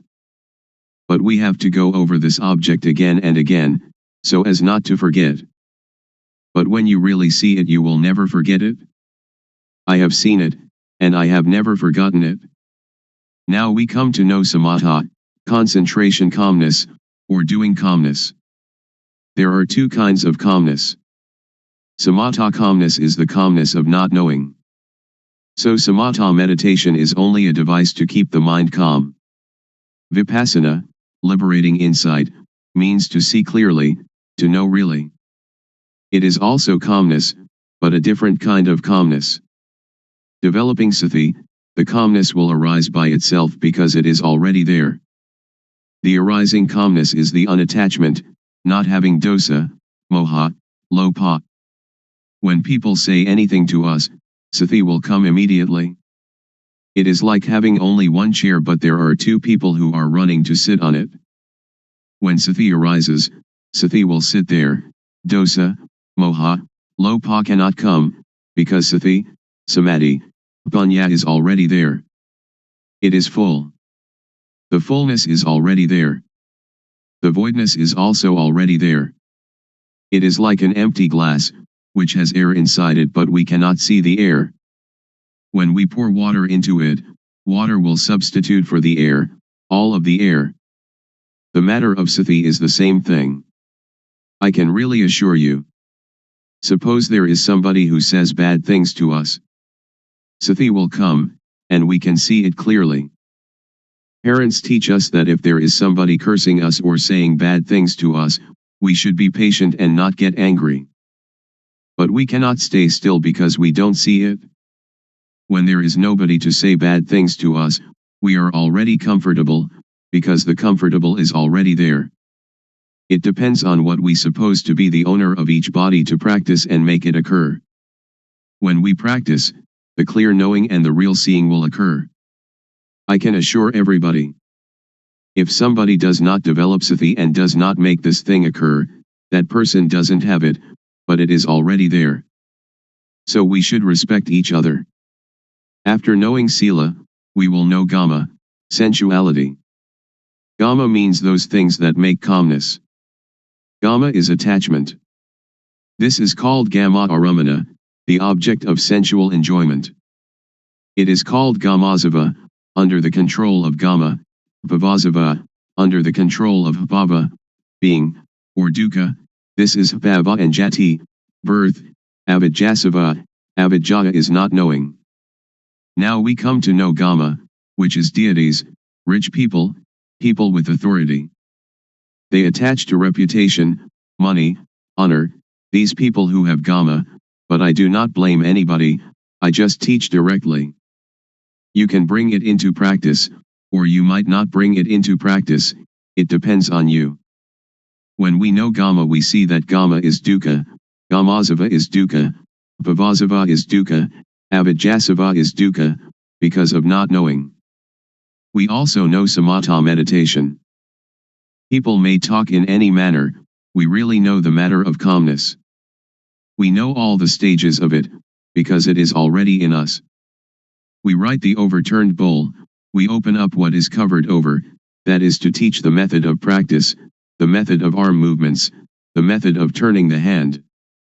This is one form of the most intensive practice. I have not taught this according to the texts. It may or may not contradict the texts, but I will talk in this way, because doing this way then you know this way. If you study from the texts, when asked about the truth, you don't know. Many of my teachers didn't know. The arm movement is cause, its result is panya arising. Cause and effect go together. After knowing this, we know about panya and hapapa. For any bad bodily action, we know how it is hapapa, kama, harmful, benighted action, and, if there is really a hell, into which level we shall fall. For any bad verbal action, we know how it is hapapa, kama, and, if there really is a hell, into which level we shall fall. For any bad mental action, we know how it is hapapa, kama, and, if there really is a hell, into which level we shall fall. For any bad bodily, verbal, and mental actions together, we know how they are hapapa, kama, and, if there really is a hell, into which level we shall fall. For any good bodily action, we know how it is, punya kama, beneficial wise action, and if there really is a heaven or nibbana, to which level we shall go. For any good verbal action, we know how it is punya, kama, and if there really is a heaven or nibbana, to which level we shall go. For any good mental action, we know how it is vedana, and if there really is a heaven or nibbana, to which level we shall go. For any good bodily, verbal, and mental actions together, we know how they are punya, kama, and if there really is a heaven or nibbana, to which level we shall go. The shaking of the knowing element is already there in everybody. The developing of sati can apply to everybody. If you don't believe it, just try it. I can guarantee that it will not take longer than 3 years and you will really know. It is like the fat, fertile grain that we plant in the field. If we practice incorrectly, it is like the empty husk. If you dig the ground, but not in the right place, then you cannot get water. If you dig into the ground in the right place, then you can really get the water. This kind of practice, if you do it correctly, you will really get the result. If you do it incorrectly, you will not get the fruit. When the occurrence happens, we know about 4 elements: earth, water, fire, and wind. They come together. When we know this, the occurrence arises. We know the end of dukkha. The end of dukkha is here. It will demolish all and everything. On this thing I do not believe anybody. When we come to the end, we will have jnana. Sila is the tool to get rid of crude kilesa. When the crude kilesa comes to an end, sila occurs. Samadhi is the tool to get rid of the median kilesa. When we know the median kilesa, then we know samadhi. Panya is the tool to get rid of the subtle kilesa. When the subtle kilesa is discarded, panya then arises. That arising panya is called jnana panya. Because it is inside us, we know it. If it is not there inside us, then we don't know it. I can assure you that everyone without exception can know it. Women, men, believers of any religion. When I was practicing this method, I was not a monk. Sometimes I wore shorts, sometimes I wore trousers. After knowing this Dhamma, I taught brothers, parents, aunts, and uncles for 3 years. They knew, but they knew little, but still they knew the real pra, knew the supposed pra, knew samyati panyati, paramutha panyati, attha panyati, and ariya panyati. The mind changes from commoner to noble individual. They say that nibbana is tadunga pahana, abandoning by substitution of opposites, vikkumbana pahana, abandoning by suppression, samacheta pahana, abandoning by destruction. Tadunga pahana is to come to know oneself thoroughly. There are 4 levels of knowledge. First, we know until the end of dukkha, but we know only a short time, it doesn't last long. Second, we know longer, like the light of a bigger lamp. Third, we know even longer, like the light of even bigger lamp. And fourth, when we know the end of dukkha, but after we know it is there all the time. It is like the full flame of the lamp, or the light of the sun, the very brightest light. There are 4 kinds of jnana. We have to really know it. This is learning and practice. Learning means moving the arms. Practice means turning the hand up and down. After learning and practicing this method, the fruit will come, and we will have no doubt, because we know all. We also know the end of dukkha. Patijjasamuppada, dependent co-arising, is just words. If we want it in our practice, we have to come to the cause, that is to practice movement, until panya arises. When panya arises, when we talk about patijjasamuppada, we know it immediately. So now we come to the conclusion. We practice developing sati, and we come to see thought, we come to see the mind. We do the practice like a boxer. Once in the ring, the boxer must box. We do it often, step by step. We do it like a ball in a field. When people do not stop kicking the ball must continue to roll. When they stop kicking it, the ball comes to rest by itself, it doesn't have to fight nor to escape. We come out of thought, come out of the cave, and we live in the brightness. We see our life mind at all times. When the mind moves, we know it. Sati panya, awareness knowing, is there immediately, like a barrier against all harm. And though the world of others be turbulent and heated, with us the whole world is at peace. Be that way. To be experienced by the knowing each one for oneself. How to practice developing sati. The Buddha teaches us to know our duty. The duty of humanity is to practice Dhamma. The duty of humans is to teach humans to be human. So we should look to ourselves first, we should consider ourselves first, we should teach ourselves first. If we waste our life, we cannot buy it again. If we let our life suffer, we waste it. The Buddha teaches us nothing else than to extinguish dukkha, suffering, but when we don't know, we seek its cessation outside ourselves. But dukkha of that kind doesn't exist. The teachings of the world teachers are like all the leaves in the forest, but those leaves that can be used as medicine are few. Don't take them all, together with their roots and trunks. When it comes to the practice of gammatthana, meditation, or vipassana, insight, we should take only that which can prevent dukkha from arising, can extinguish dukkha at its source, can destroy moha, delusion. So we take only the heart. The heart of the teaching I am talking about is to have sati, awareness, to have panya, knowing, to see thought. Whenever thought arises, see it, know it, understand it. Know it in whatever manner it comes, and know how to prevent it from deluding us. Wherever we are, that is where we must practice. Nobody else can do it for us. Wherever we go, we are the one that goes. Wherever we stay, we are the one that stays. Sit, eat, drink, sleep, we alone do it.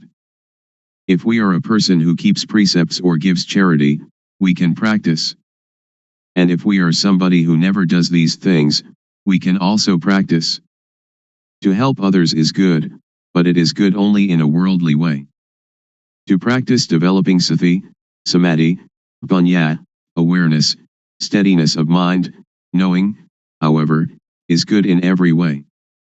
So before you teach others, you should train yourself, until you clearly and really see, know, and understand. When you really see, really know, and really are, then you can teach others comfortably.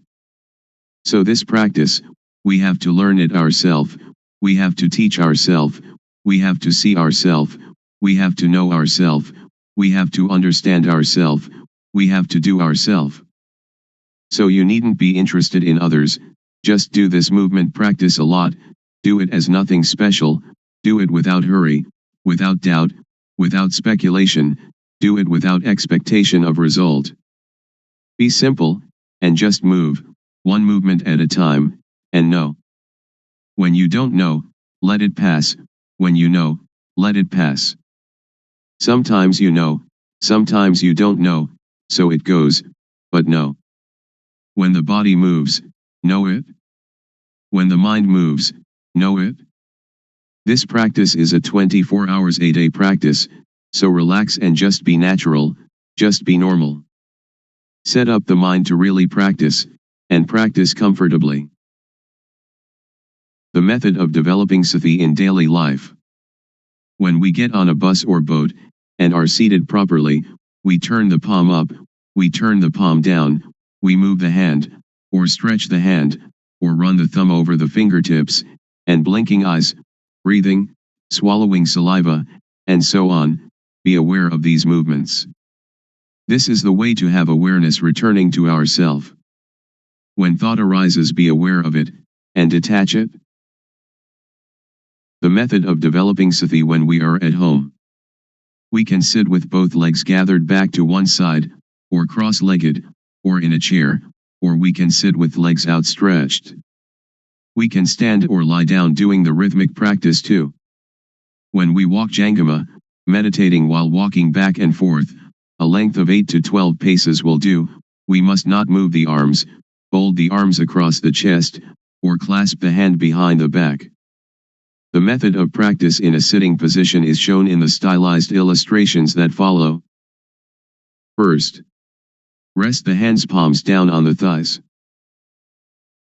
Second, with awareness, turn the right hand onto its edge, then stop. Third, with awareness, raise the hand, then stop. Fourth, with awareness, lower the hand to rest on the abdomen, then stop. Fifth, With awareness, turn the left hand onto its edge, then stop. 6th. With awareness, raise the hand, then stop. 7th. With awareness, lower the hand to rest on the abdomen, then stop. 8th. With awareness, move the right hand up to rest on the chest, then stop. 9th. With awareness, move the hand out, then stop. 10th. With awareness, lower the hand to the thigh, then stop. 11th. With awareness, turn the hand down, then stop. 12th. With awareness, move the left hand up to rest on the chest, then stop. 13th. With awareness, move the hand out, then stop. 14th. With awareness, lower the hand to the thigh, then stop. 15th. With awareness, turn the hand down, then stop. And repeat this cycle of movements again and again. Good in the beginning, excellent in the middle, and miraculous in the end. The object of the practice of developing sati through the method of movement. Stage 1. Suppositional object. We must know Rup Nam, body-mind, must know Rup acting, Nam acting, must know Rup disease, Nam disease. There are two kinds of Rup disease, Nam disease. With diseases of the body, like headache, stomachache, and wounds, we have to go and see the doctor at the hospital. The disease of the mind is dosa, moha, lopa, anger, delusion, greed. For a cure we must depend upon this method of developing sati, awareness. Then we must know dukkang, anajang, anatta, suffering, impermanence, not self, unbearable, unstable, uncontrollable. Then we must know samyati, supposition. Whatever samyati is in the world, know it to the end. Then we must know sasana, religion, we must know Buddha sasana, Buddhism. Sasana is everyone without exception. Sasana means the teaching of one that knows. Know Buddha sasana. Buddha means one that knows, one that is awake, one that is blessed with Dhamma, which is sati, samadhi, panya, awareness, setting up the mind, knowing. So we develop panya. Then we must know papa, sin, must know punya, merit. Papa is dark, stupid, not knowing how it is. Punya is clever, knowing everything. Whoever doesn't know is called somebody who still doesn't have punya. End of stage 1. There will arise an obstacle at this point, because we attach to the knowledge of Vipassana or Kilesa. Vipassana or Kilesa, defilement of insight, is when we know outside ourself endlessly. We must withdraw. We must not enter thought. Stage 2, touchable object. Use sati to see thought. When thought arises, know it, see it, understand it, and touch it. As soon as thought arises, cut it away immediately. Do it like a cat pouncing on a rat. Or like a boxer that climbing into the ring, must box immediately. The boxer needn't pay respect to the teacher. Lose or win, the boxer must box. We must not wait for anyone. Or like digging a well. When we find water, it is our duty to scoop out the mud, scoop out the mire, scoop out the water until it is finished. Scoop out the old water to the end. Now new water from inside will come out. We must stir at the edge of the well, clean the edge of the well, clean out the mud, and clean out the mire. Do it often. The water will become clean by itself. When the water is clean, anything that falls into the well we will know, see, and understand immediately.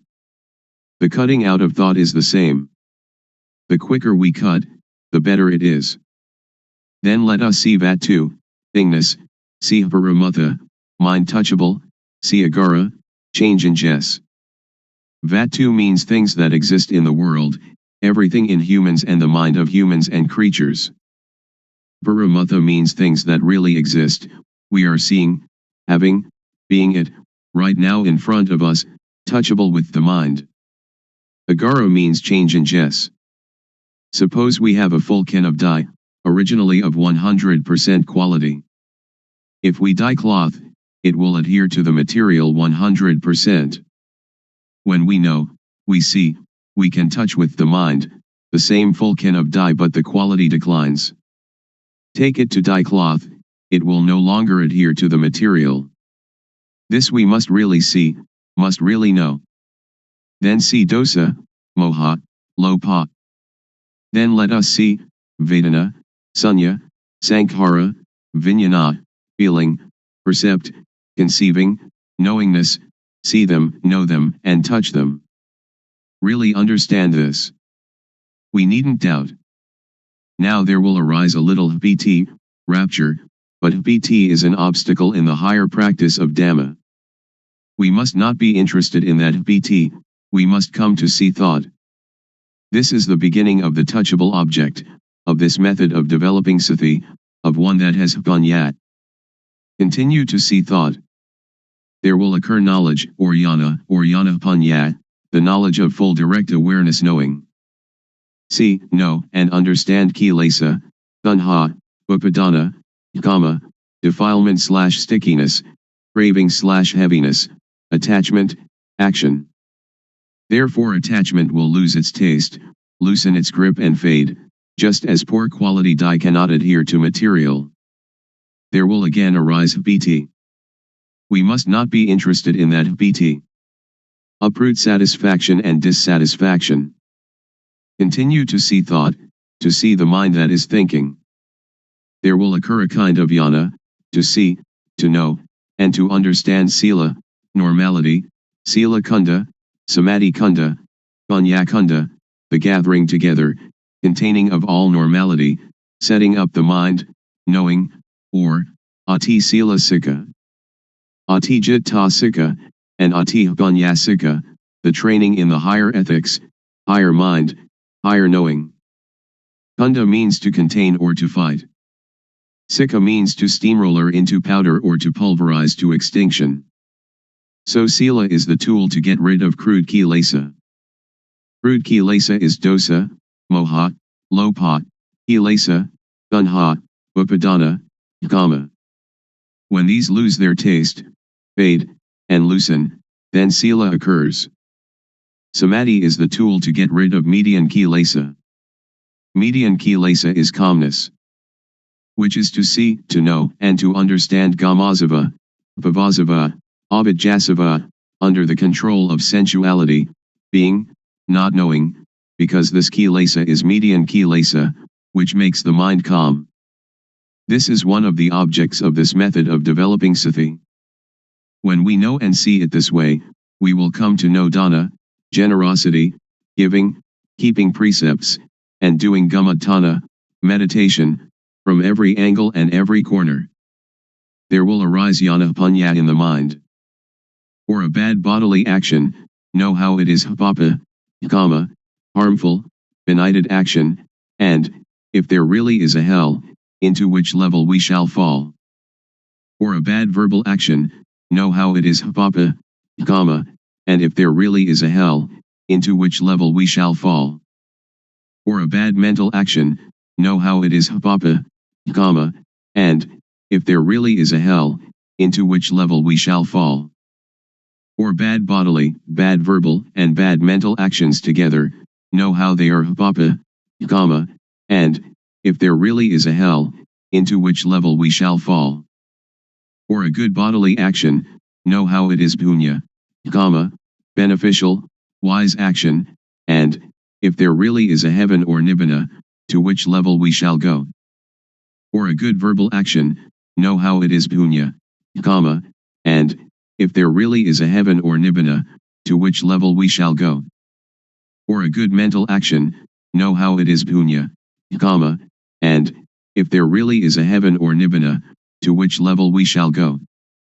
or good bodily, good verbal, and good mental actions together, know how they are punya, kama, and, if there really is a heaven or nibbana, to which level we shall go. End of the object of this method of developing sati. It will be the greatest, most wonderful unfolding, which is in the mind of everyone without exception. If we still do not know it now, when the breathing is nearly finished we most certainly must know. One that is developing sati, developing panya, as yana and knows. But somebody who doesn't develop sati doesn't develop panya, when the breathing is nearly finished it will be the same, but they will not know, because they have no yana. To clearly know and really see, not just to memorize or recognize, to know with yana panya of the real developing of sati, is to be able to assure oneself. It is said that at the end yana will arise. Be careful about abnormalities that may occur. Be aware of yourself. Don't attach to happiness or to anything that arises. Don't take happiness, don't take suffering, but just return to reviewing the object often, from Rup Nam until the end of the object, level by level, and know that the object has steps and stages. Certainly, if you develop sati correctly, the longest time for the practice will be no more than 3 years, the median time 1 year, and the quickest time 1 day to 90 days. We do not have to talk about the fruit of this practice. There is really no dukkha.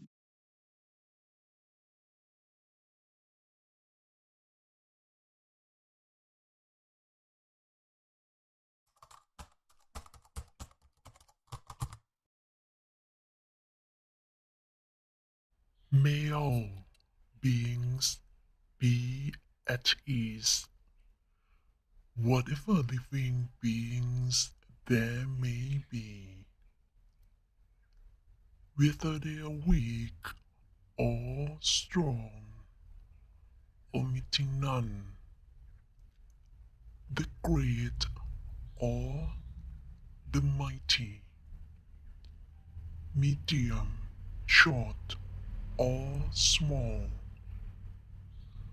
the seen and the unseen, those living near and far away, those born and to be born. May all beings be at ease.